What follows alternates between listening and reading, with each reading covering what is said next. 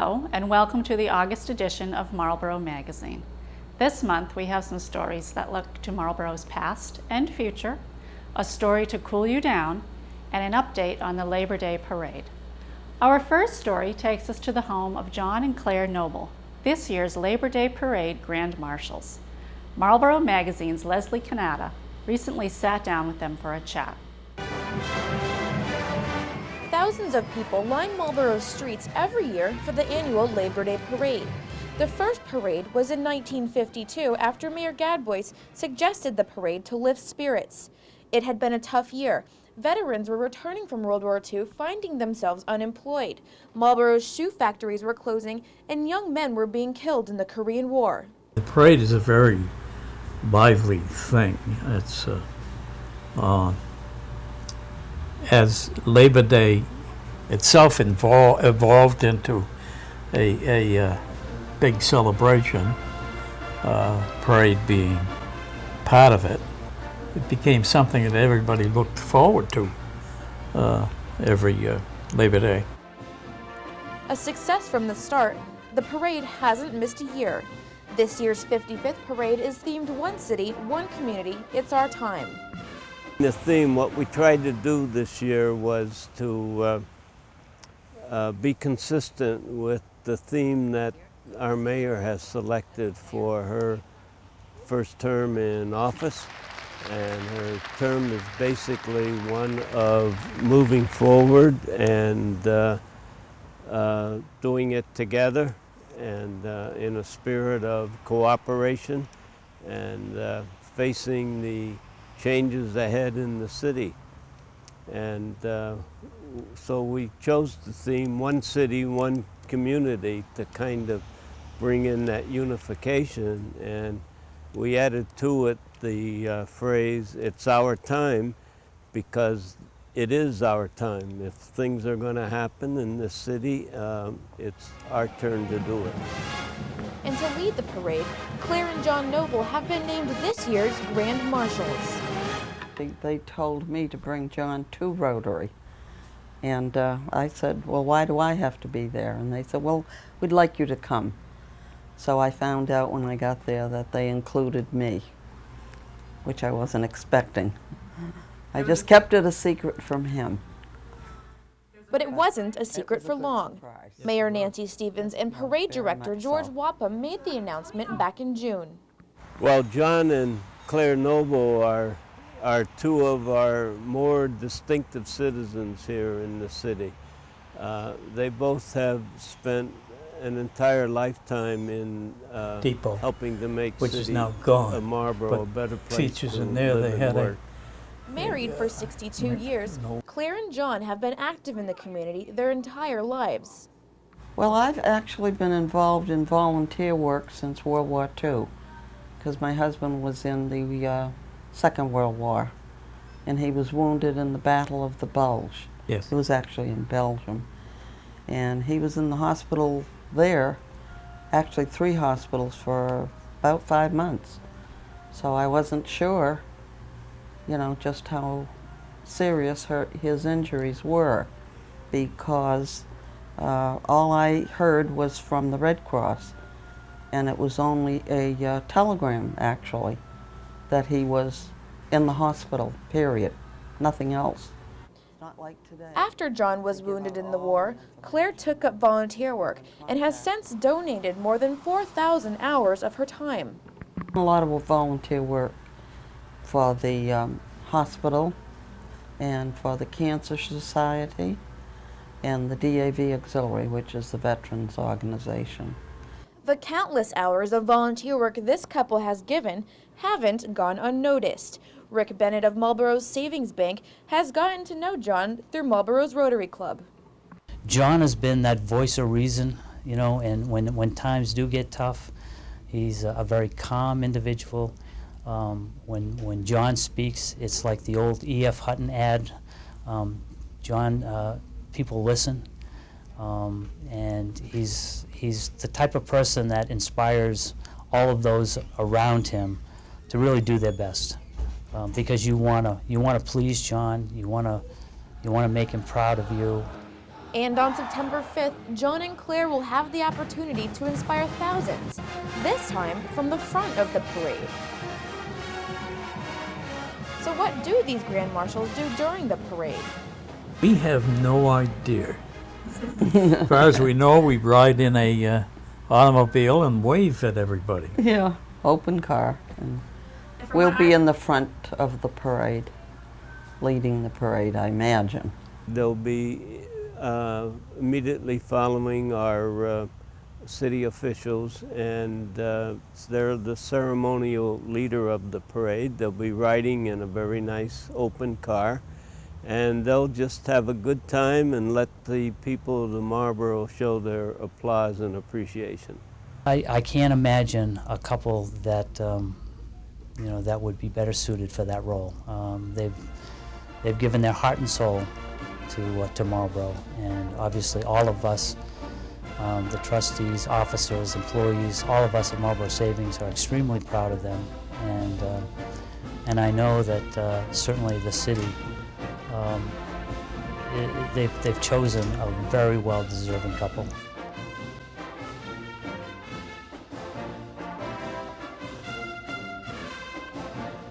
Thanks, Leslie. Did you know that Marlborough has the oldest privately owned commercial airport in the state? The recently recovered original plans for the airport can now be viewed in the airport office. Marlborough Magazine's Sophie Burke has more. In June, the Marlborough Airport was given an important piece of its past, the original airport plans drawn in 1929. The reason for gathering here today is because Arnie Steinmest of Gale Associates, former executive director of the Aeronautics Commission, discovered in his archives the original airport layout plan for Marlborough Airport. And as the sign says, Marlborough Airport is the oldest privately owned commercial airport in Massachusetts. People started flying airplanes here in 1922, which, while maybe that doesn't sound like a big deal, that's only 19 years after the Wright brothers showed that it could be done. The plans, almost relegated to the dustbin of history, were salvaged by Steinmest. I felt that all the airport managers that I had airport layout plans for, I would give to them, and this is the first. But their unveiling also spoke to the urgency of keeping the airport itself in existence. Robert Stetson is the current owner and manager of the Marlborough Airport. Back at the time the airport was founded, 1929, the airport was the coming big thing, and between the late 20s and 30s and even into the 40s, the plan was for everybody to have an airplane in their garage, and that would be a primary form of transportation. Of course, that never really happened, but we're still trying. Stetson, a former electrical engineer, purchased the Marlborough Airport in 1999 from longtime owner Donald LaCouture.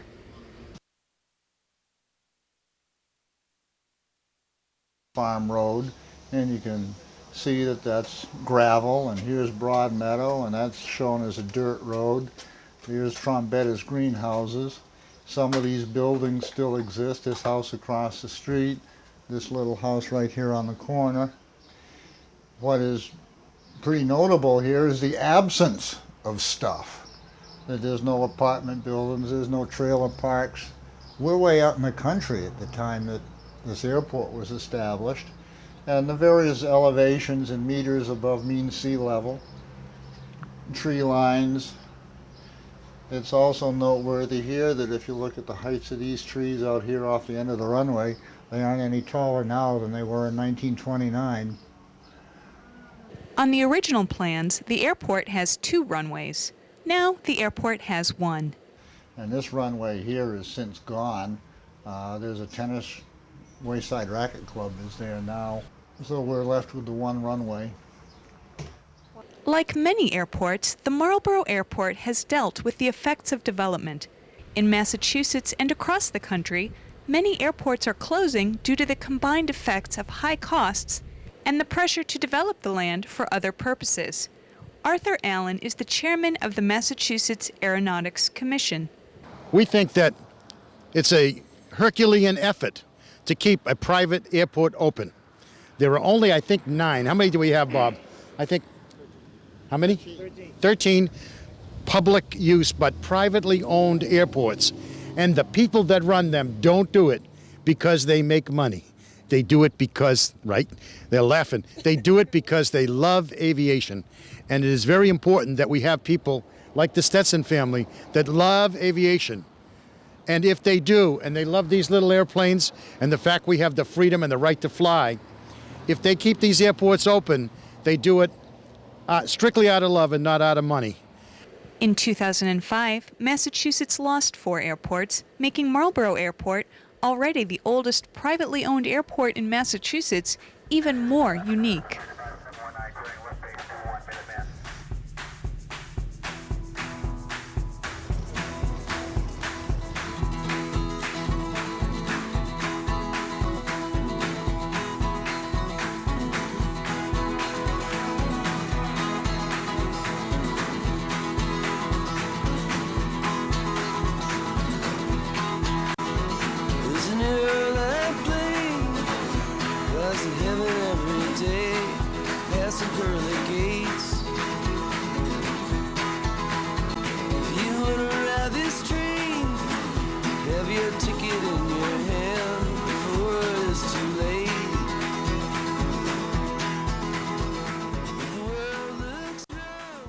This airport is really a hidden treasure, and it really is such an important piece of the history of Marlborough. And to have something, a living document of this history, I find fascinating, and I think it's great that we're here today. How many people have come here and brought their kids when they're little to watch the planes take off? How many times have I driven up the road with my children at the right time to see a plane fly overhead, and how exciting is that for our children? And to say that there's only 13 of these privately owned airports, how lucky are we to have a gem like this in the city? The Marlborough Airport, once the location of a charter service, is now primarily used as a storage and repair facility for airplane owners. This is a general aviation public use airport. It's a number of these airplanes that you see here are privately owned and are used by their owners for recreational purposes. Others are used for business travel. In addition to use for emergency planning and medical lifeline operations, the airport is also the site of a flight school. Don's Flying Service Flight School will mark its 60th anniversary this August, and if current owner Stetson has his way, the Marlborough Airport will see many more anniversaries. We like to say that if you build a mile of road, you can travel a mile. If you build a mile of a runway, you can travel the world. And there's the runway. Let's keep it there and let's continue to use it so that upcoming generations have an opportunity to learn to fly and experience aviation. For Marlborough Magazine, I'm Sophie Burke. 2 of Marlborough's oldest residents were recently removed from the city. Locals talked to us about their reactions to the removal of the pin oaks in Bartlett Park and about the park's new plans. 2 pin oaks, approximately 150 years old, were removed from Bartlett Park in July, drastically changing the skyline for those living and working in the Main Street area. Looking out the window, it looks like you're in a new area completely because you can see up the hill, and they did a great job. I live in the neighborhood and I walk my dog right down Prospect Street every day, twice a day as a matter of fact. And I can't say that I noticed the trees in particular because Marlborough does have a lot of trees around, but it just seemed like a normal part of the city. When they cut them down, I noticed it immediately. There was this huge hole on the corner. Southborough Company Sunrise Tree Services performed the job, which was overseen by Marlborough's tree warden, Chris White. Our crews do 95% of the work in the city, our forestry department, and this tree is just a little bit too big. It exceeds the height of our bucket by some 30 feet. So this called us to get a contractor who has the other resources of a crane and additional personnel in order to remove it.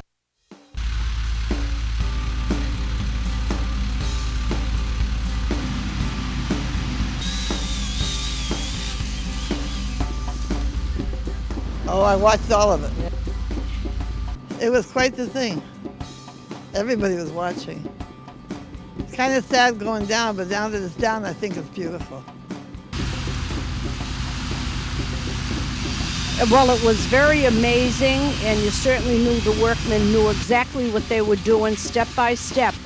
The man would climb to the top of the tree, take down the loose branches, and then I think the most enjoyable part was when all the branches were down and they took the trunk of the tree down. It's a trade all in itself. It was fabulous. I saw people stop and look at it. The erstwhile pin oaks are just 2 of the approximately 60 trees that the city of Marlborough will remove this year. But tree warden Chris White emphasized that no tree is removed unless absolutely necessary. We don't like to take them down unless we have to, and this one is an imminent hazard to the public way and the people that use it, so we're being forced to remove it. The threat can be described in a couple of different ways. Here in the Main Street area, the threat is to the people who use the sidewalk in the public way. The tree, if it ever failed, the term we use, failure, means that it falls down or a large piece of it comes down. It actually hits the public way or impedes the public way in any way, shape, or form. We look at potential targets in the area. Targets are pedestrians, vehicles, even structures like light poles, hardscape fixtures. This had the potential to do any one or all of those at any one given time. Although it may have been hard to tell, the pin oaks in Bartlett Park were at risk of failure. They had been damaged by weather events and by various construction projects throughout the years, which eventually led the trees to rot from the inside, increasing their instability. Well, the roots got damaged during the excavation. Carpenter ants and stuff get up inside. They come up through the inside.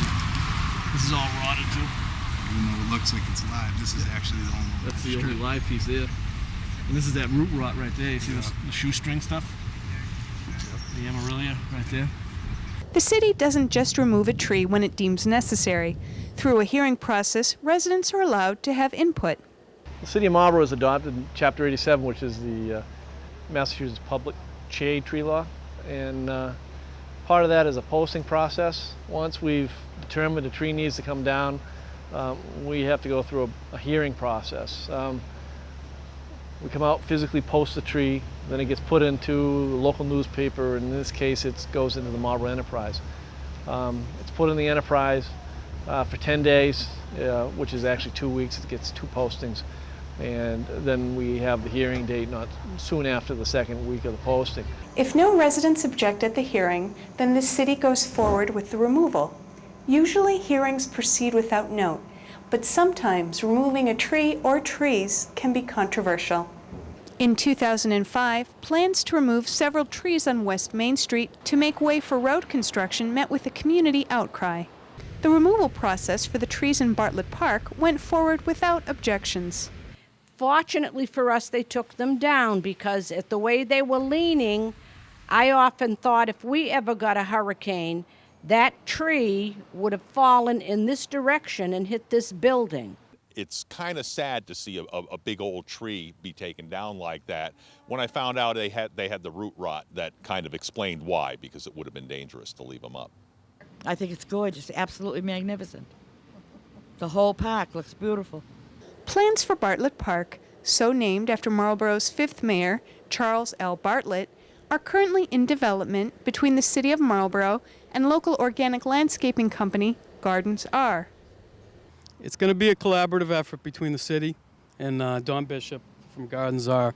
He's adopted the space and graciously donated materials and time to do a lot of this work.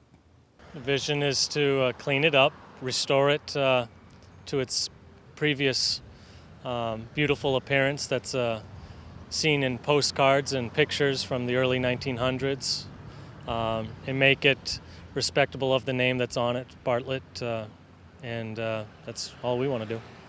For Marlborough Magazine, I'm Sophie Burke. It may not be good for our waistlines, but a lot of us around here, including me, like to beat the heat with ice cream. In this next story, we learn how ice cream is made. April Gadarowski has more.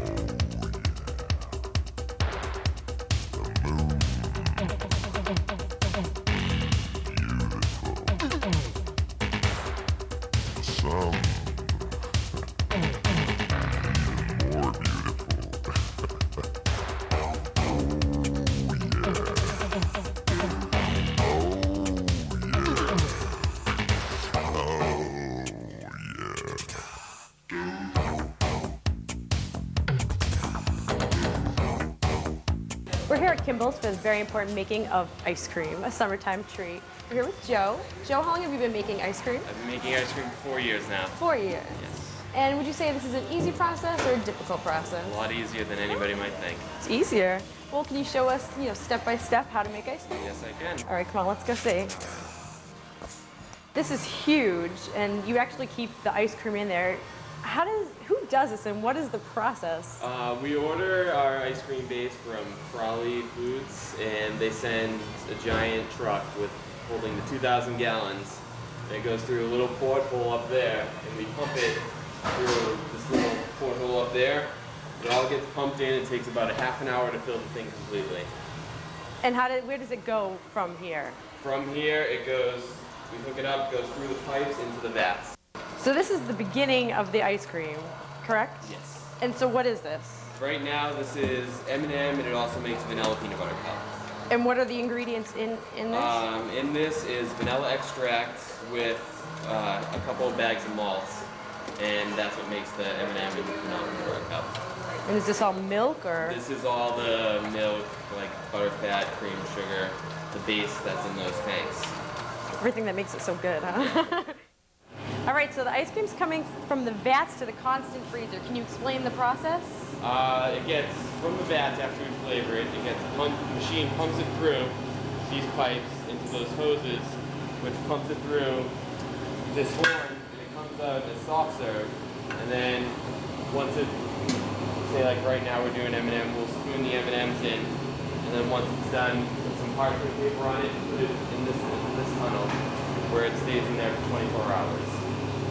So is there recipes that you follow for making each ice cream? Yeah, or there is. There is. Yeah. Can you tell us the recipe for the M&M that you're making now? The recipe for the M&M gets malts and vanilla extract in it. And it's a secret amount, so. See, well, you don't have to tell us a secret amount. Do you put chocolate? I see the M&Ms, yeah, but.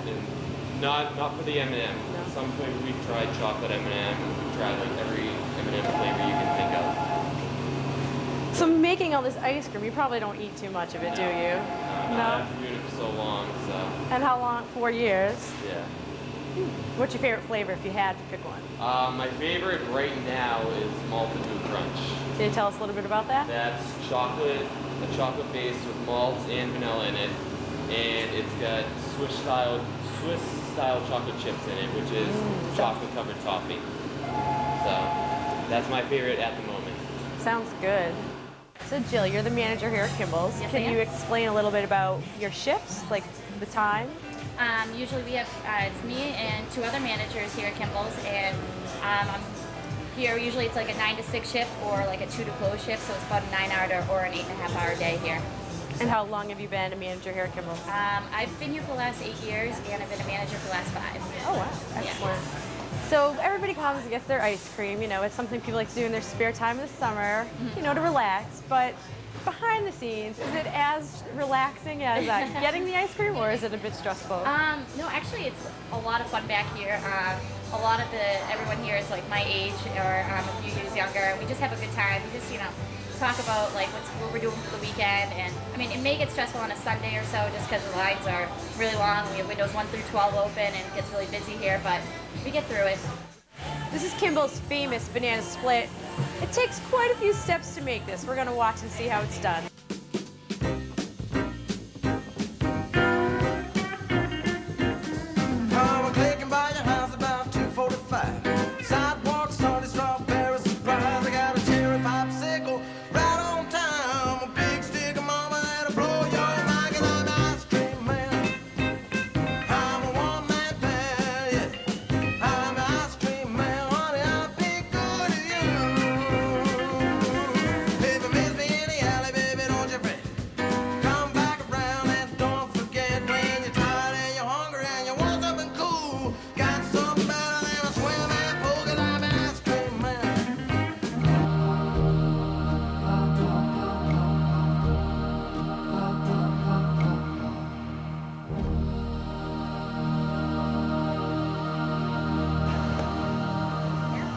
Thank you.